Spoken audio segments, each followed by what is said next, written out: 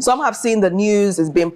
What this is saying essentially is that the judge is going to rule whether to dismiss this case and free Nnamdi Kanu, or to continue the trial if the no case submission is in fact dismissed or it fails.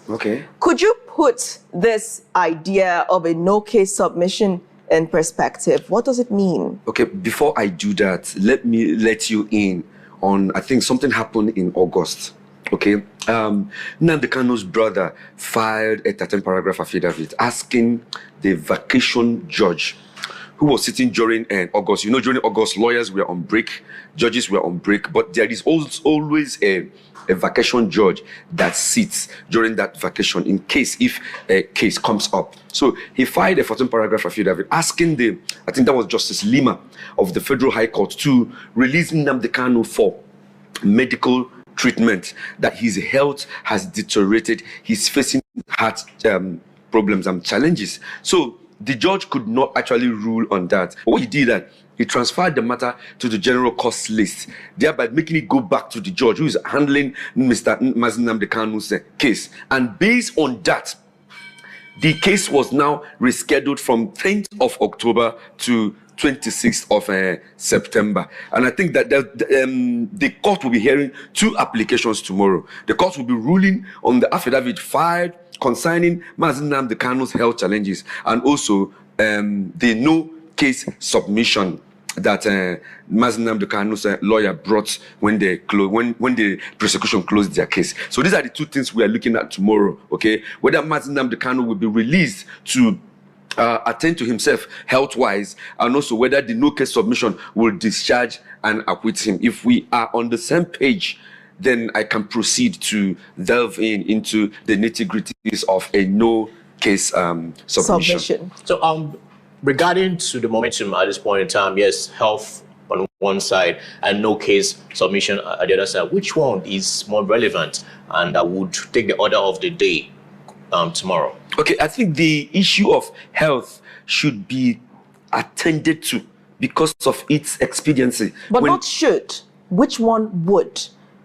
Which one would? Order of the day tomorrow? Because the main headline is on the ruling on the no case submission. So based on the facts before us, which one would take priority?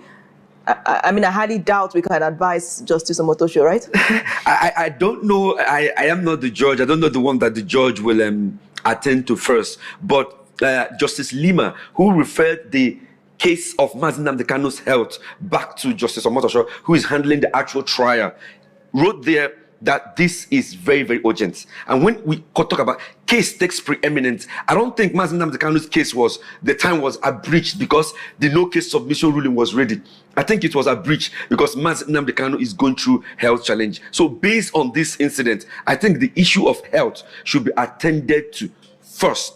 It should be attended to first. But if the no case submission succeeds, so even after you have gone to attend to his health, from there, he can now proceed to his house and the case is over. So if we are okay to this extent, I can now go deep into what a no case submission is all about.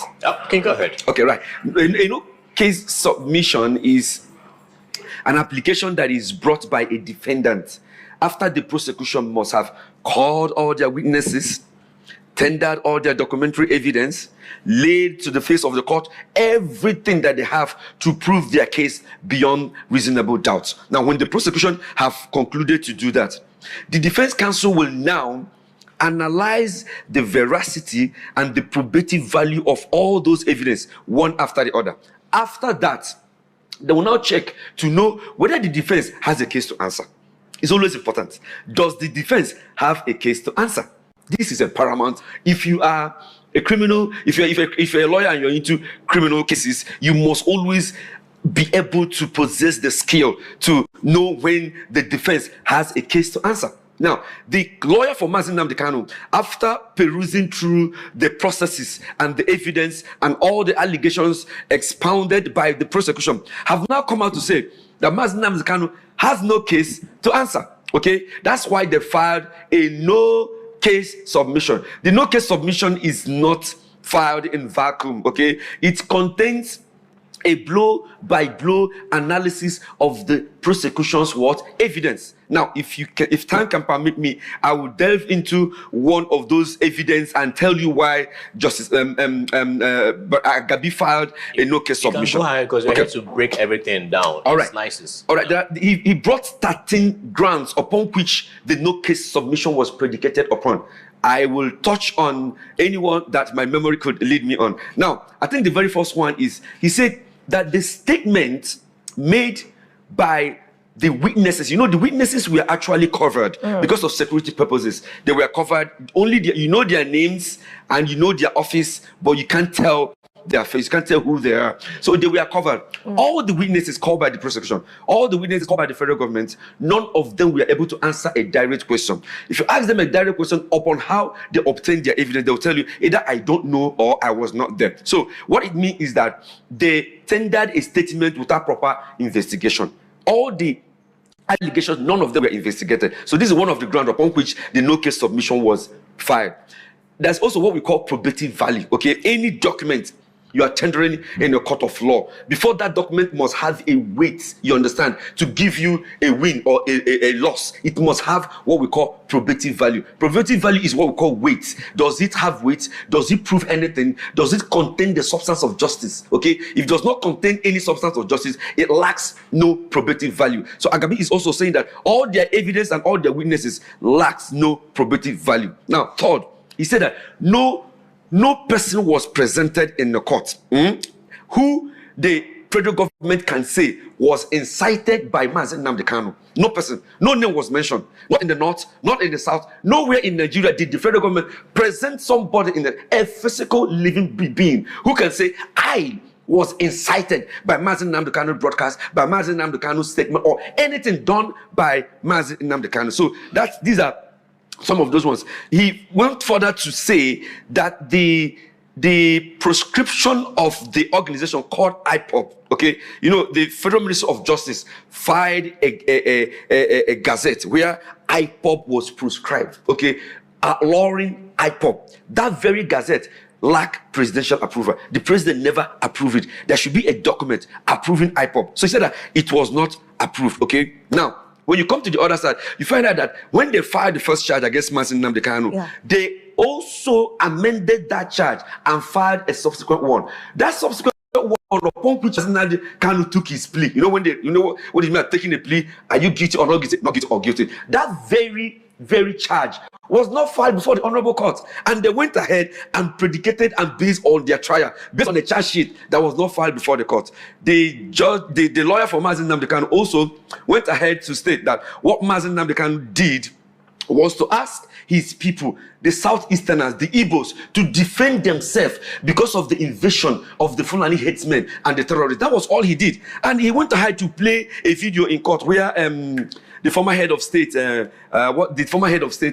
the time of Gowon. Not Gowon. There was this former head of state that was asking Nigerians to defend themselves, and also the former, the current police head was on air asking Nigerians to take up arms and defend themselves because of insecurity. So he also said that T.Y. Danjuma told Nigerians to defend themselves, and also the current IGP told Nigerians also to defend themselves. Last but not the least, they tendered NSAS report. You understand that it was Nnamdi Kanu that incited NSAS. But when they came to court, they were unable to link any activity of NSAS to Nnamdi Kanu. So the whole report of NSAS, which they tendered against Nnamdi Kanu, is so laughable. So these are the few points on that 13 points that Agabi listed that predicated him to file a no-case submission, because a no-case submission simply means that this man has no case to answer. Excellent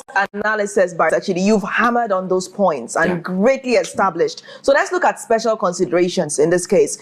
In terms of statistics, looking at Nigeria, and of course you being in the practice, how many events have you seen success in no-case submissions? And looking at the context around Nnamdi Kanu's trial, he's being faced with terrorism charges and those of treasonable felony. Looking at the context, what are the chances of this no-case submission being given the pass mark by the judge? The chances outweighs every other possibility that I can fathom, you understand, within the ambit of my legal resources. It's crystal clear. It's undoubtable. You cannot do otherwise, okay? When you are faced with issue of law, you itemize the law that concerns those issues and give it the way that it requires. When you face an issue of politics or sentiment, that's an entirely different thing. When you legally look at the case of Nnamdi Kanu, you will agree with me that no case submission, in the eyes of law, you understand, should go through the day, as in it should get the essence of the judge. The judge should approve, or rather rule positively on behalf of Nnamdi Kanu for that no case submission, except if you have not availed yourself of the opportunity to study the case of the prosecution. That's the case of the federal government. If you have looked at their case, if you have looked at the strength of their case, one after the other, with decided cases, I personally have been opportune to win a case based on no case submission. Right. I base everything on probative value. If the witnesses and the evidence of the prosecution lacks no probative value, no judge can go ahead and rule against that probative value and ask the defendant to enter inside the witness box and defend himself. It's not done. You have to rule on that no case submission. It always comes with discharge and acquittal. In simple terms, because people cannot move blindlessly in hope, especially those who support this leader of ipob. Statistically speaking, in your years of practice, in your studies, how many times have we achieved success in no case submissions in the Nigerian judicial system? Because we can't just hold on to hope at a whim. Those who actually do want him to be released. Could you give us some kind of figure? How frequent does this hold water? It holds water. I think no case submission has come to stay. It holds water, both in the magistrate court, which is a lower court of trial, and also in the federal high court, okay? And also in the state high court. No case submission always hold water. Let me tell you one thing about law. Law is all about evidence, okay? And if you don't have the right evidence to prove your case, okay, if you look at the mother justice that closes its eyes, holding a scale on one hand and holding a sword on the other hand, you know what it means? It means that when you are making a point, that point you are making should make the scale tilt towards your own side. It's a weight. It carries weight. Evidence carries weight, okay? That's what we call the burden of proof. It carries weight. So when you are making that burden, when you are discharging that burden legally and justifiably, the weight will be added to you. So in this case now, we are not seeing any weight being added to the evidence and the allegations of the federal government. So on a scale of 1 to 10, okay? 1 being the evidence of the prosecution and the federal government, and 10 being the no case submission filed by the counsel to Nnamdi Kanu. I think we are looking at maybe on the verge of between 8 and 9. And that's a very positive and a powerful point. In the case where no case submission is ruled in its favor, when it actually achieves success, the prosecution can decide if it wants to appeal such a judgment. Do you see the federal government, who is the prosecutor in this place, going ahead to appeal the verdict if they rule in favor of Nnamdi Kanu? Yes, if the no case submission is in favor of Nnamdi Kanu, the no case submission will apply. Okay, Nnamdi Kanu will no longer be in detention. The no case submission will fully apply to its last alphabet. Nnamdi Kanu will be discharged and acquitted. He will go back to his house. The federal government cannot appeal against the judgment of the federal high court. The federal government will appeal against the judgment of federal high court at the court of appeal. But while they are doing that, Nnamdi Kanu will regain his freedom, take care of himself, and now his lawyers will not go on appeal. His physical presence is not required during appeal. What they are appealing is, they're appealing against the no case submission, which was ruled on by the federal high court judge. But if you get this submission at the end of the day, right, is there a room for him gaining his full freedom, but being rearrested on new charges? Instanta. No. See, let me tell you something. They can't rearrest him on any new charges instanta. I wonder what would be the head. Why should I tell you why? Out here is because if you look at this judgment, if you look at the process of all this war since 2021, you will know that FG never wanted Nnamdi Kanu out of that court or out of that DSS dungeon. Because it's not just about a legal problem, it's also a political problem. It's a political issue. That was why I had conversed from the initial time. Can we settle this matter out of court, okay? There are people who have done there are people who have done 10 times of what he's been alleged to have done. Well, and they're going around. We saw what happened in Castile. Yes, do you know that they are planning to stage a protest on the 1st of October against 10th of October, initially when the case was supposed to come up, okay? The placard is always out. The billboards are out. It's split into two. One is Nnamdi Kanu. The other one is all these terrorists in the north carrying guns who are sitting on the same table with federal government, negotiating with them on how to stop terrorizing the community. So look at it. Just look at it from one side. You find out that there should be a need for that kind of a protest. But what we are looking at now is that you can't rearrest him again after a no-case submission have succeeded. You can't, okay? You can't. Once someone has been charged for an offense and he has been tried for an offense and he has been discharged for that offense and acquitted, you cannot charge him for that same offense.